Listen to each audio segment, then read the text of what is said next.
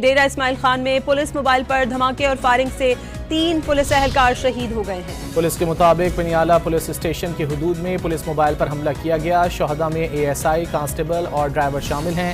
حملے میں ایک کانسٹیبل محفوظ رہا۔ واقعے کے بعد علاقے میں ناکہ بندی کر دی گئی۔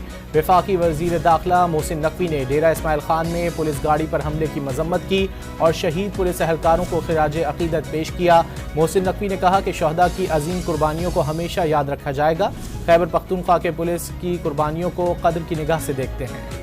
ڈیرہ اسماعیل خان میں پولیس موبائل پر دھماکے اور فائرنگ سے 3 پولیس اہلکار شہید ہو گئے ہیں۔ پولیس کے مطابق پنیالہ پولیس اسٹیشن کی حدود میں پولیس موبائل پر حملہ کیا گیا۔ شہداء میں ASI، کانسٹیبل اور ڈرائیور شامل ہیں۔ حملے میں ایک کانسٹیبل محفوظ رہا۔ واقعے کے بعد علاقے میں ناکہ بندی کر دی گئی۔ وفاقی وزیر داخلہ محسن نقوی نے ڈیرہ اسماعیل خان میں پولیس گاڑی پر حملے کی مذمت کی اور شہید پولیس اہلکاروں کو خراج عقیدت پیش کیا۔ محسن نقوی نے کہا کہ